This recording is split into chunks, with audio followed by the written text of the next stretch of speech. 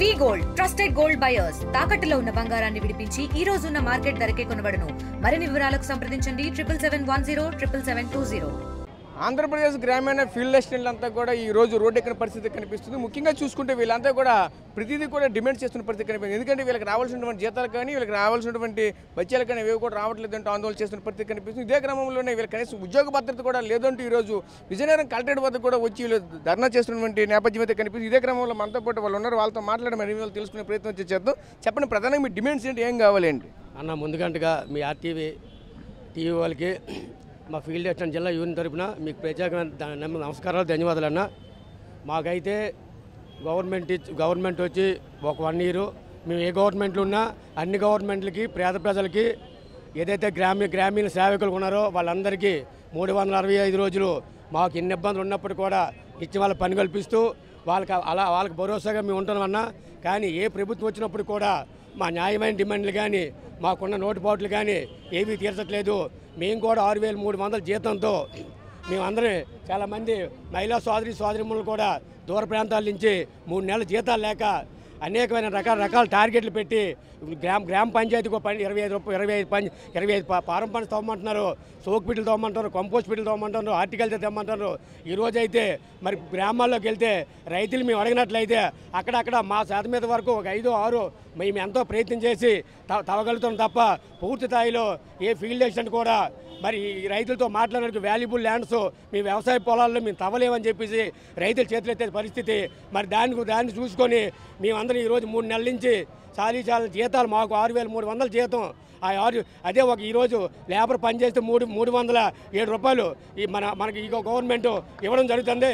కానీ అదే ఒక ఫీల్డ్ అసిస్టెంట్కి 6300 అంటే ఒక రోజువారీ 200 రూపాయలకి మేము పనిచేస్తున్నాం. మాకంటే లేబర్ కూడా 307 రూపాయలు.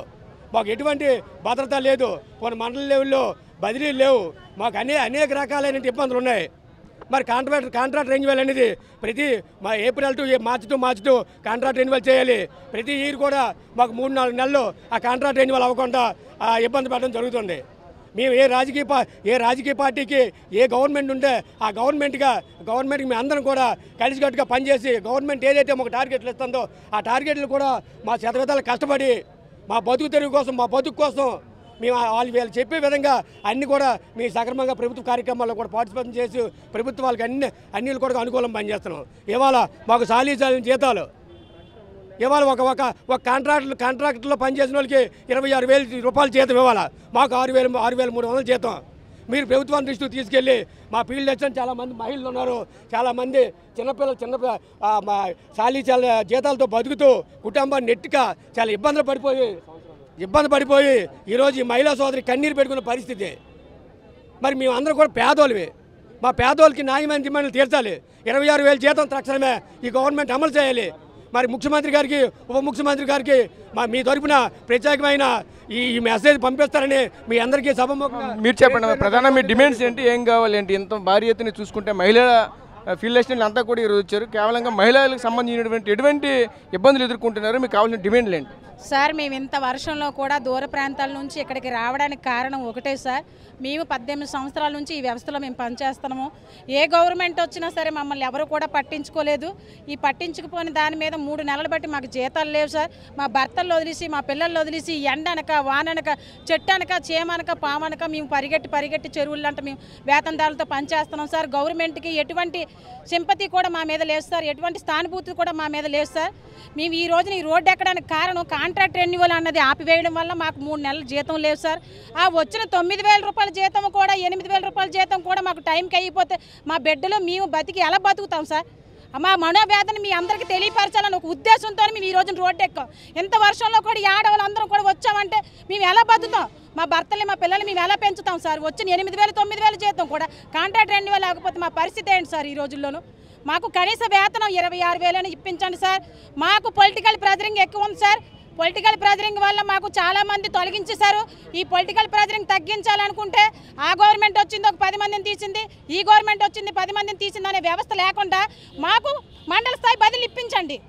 మీకు మండల స్థాయి బదిలీ ఇప్పించాలనుకోండి, మేము ఎటువంటి ఇబ్బంది మేము పడము, పొలిటికల్గా మీరు ఎటువంటి ఇబ్బంది పడదు. మాకు కనీస వేతనం 24,000, ఉద్యోగ భద్రత, కాంట్రాక్ట్ రెన్యువల్ 1 ఇయర్కి ఒకసారి కల్పించాలనేసి మన డిప్యూటీ సీఎం గారికి మ్యాండేట్స్ విధానం రద్దు చేసి మాకు ఇచ్చిన టార్గెట్ అనేది కొంచెం తగ్గించాలనేసి మన డిప్యూటీ సీఎం గారు తెలియపరచాలని ఒక ఉద్దేశంతో ఈరోజు జిల్లా కలెక్టరేట్ని ముట్టడించడం జరిగింది సార్.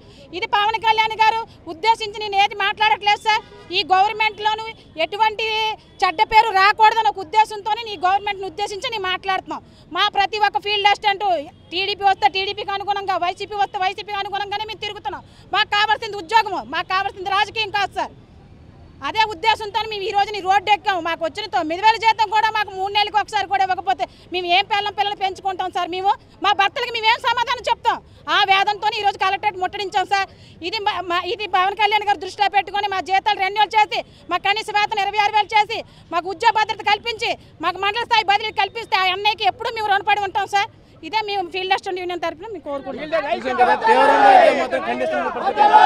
చూసుకుంటే ఏదైతే వీళ్ళంతా కూడా గ్రామీణ స్థాయిలో ఉన్నటువంటి ఫీల్డ్ అసిస్టెంట్ అంతా కూడా తీవ్ర ఆందోళన చేస్తున్న పరిస్థితి కనిపిస్తుంది. ప్రధానంగా చూసుకుంటే వీళ్ళకి రావాల్సినటువంటి జీతాలే కావచ్చు, అలాగే వీళ్ళకి అరకొర జీతాలతో బతుకుతున్నామంటూ కూడా చెప్పుకొస్తున్న పరిస్థితి కనిపిస్తుంది. అదే మండల స్థాయిలో బదిలీలు కూడా చేస్తే మాకంటూ ఒక గుర్తింపు అంటూ ఉంటుందని కూడా మరొక వైపు చెప్పుకొస్తున్న పరిస్థితి కనిపిస్తుంది. ముఖ్యంగా చూసుకుంటే ఈ అరకొర జీతాలతో మా కుటుంబం కూడా కనీసం గడపడం కూడా మాకు చాలా ఇబ్బందిగా ఉందంటూ కూడా మరొక వైపుతే మొరపెట్టుకుంటున్న పరిస్థితి కనిపిస్తుంది. ఇదే క్రమంలో మీరు కలెక్టరేట్ వద్దకు కూడా వచ్చి మా పైన ప్రత్యేక శ్రద్ధ చూపించైతే రాష్ట్ర ముఖ్యమంత్రి అలాగే డిప్యూటీ సీఎం పవన్ కళ్యాణ్ కూడా మా యొక్క విన్నపాన్ని మన్నించైతే మా యొక్క సమస్యలను తీర్చుతారని మేము కోరుకుంటున్నామంటూ కూడా మనతో పాటు చెప్పుకొస్తున్న పరిస్థితి కనిపిస్తుంది.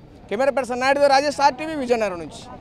తెలుగులో న్యూస్ కి ఫాస్టెస్ట్ యాప్ ఇప్పుడు టోటలీ న్యూ అవతార్లో జస్ట్ 5 seconds లో కంప్లీట్ న్యూస్. సోషల్ మీడియాలో ట్రెండ్స్ కి one stop solution. Live TV app voice search option తో ఇప్పుడే డౌన్లోడ్ చేయండి లేదా అప్డేట్ అయిపోండి. యాప్ లింక్ డిస్క్రిప్షన్ లో ఉంది.